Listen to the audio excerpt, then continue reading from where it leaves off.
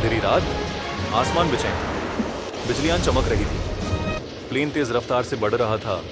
तभी अचानक पिछले दरवाजे से एक आदमी ने छलांग लगा दी। नीचे अंधेरा, जंगल। कुछ पल बाद पैराशूट खुल गया और धीरे धीरे वो हमेशा के लिए गायब हो गया। ये कहानी शुरू होती है 1971 के एक आम दिन से।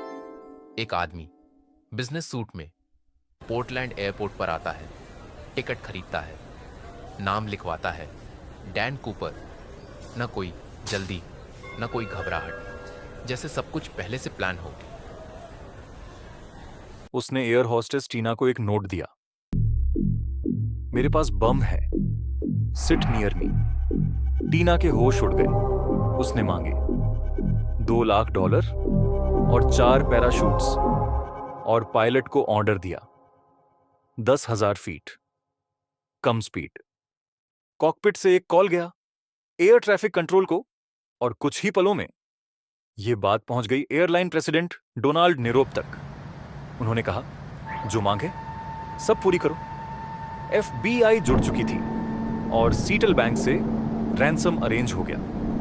योजना के अनुसार प्लेन को सीटल में उतारा गया, पैसे और पैराशूट्स दिया गया हाईजैकर को और सारे पैसेंजर को उतारा गए। 36 यात्री को कानो कान यह खबर नहीं लगी। रिफ्यूलिंग के बाद प्लेन दोबारा टेक ऑफ किया।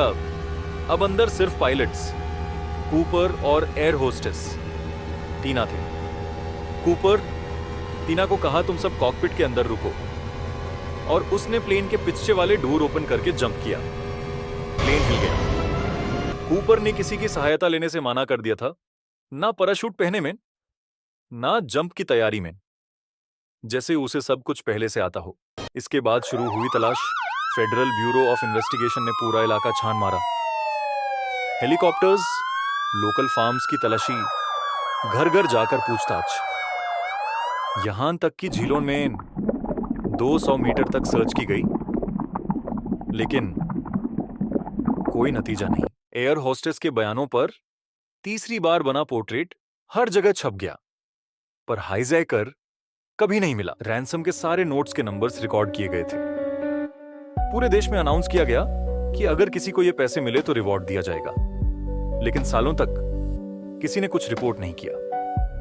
फिर एक दिन FBI को एक नया क्लू मिला। एक 8 साल के बच्चे को नदी के किनारे कुछ $20 के पुराने नोट मिले। कुल सिर्फ $5,800। सीरियल नंबर चेक हुआ। यह वही पैसे थे जो कूपर को दिए गए थे। पैसे मिले पर कूपर नहीं। इस घटना के बाद 5 लोगों ने वैसे ही हाईजैक ट्राई किया। सबने जंप किया, पर सब पकड़े गए। FBI की तलाश जारी रही।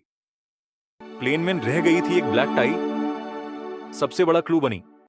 उस पर मिले मेटल पार्टिकल से अंदाजा लगाया गया कि कूपर शायद केमिकल, मेटल या एरोनॉटिकल दुनिया में काम कर रहा था। लेकिन सच यह है, उस रात मौसम बेहद खतरनाक था। -7 डिग्री, बर्फीली बारिश, घोर अंधेरा, नीचे घना जंगल, झील। क्या वह तूफानी रात में मर गया, या जंगली जानवरों का शिकार बन गया, या बच निकला? कोई नहीं जानता। ना लाश, ना पहचान। और आज तक DB कूपर एक अनसॉल्व्ड मिस्ट्री है।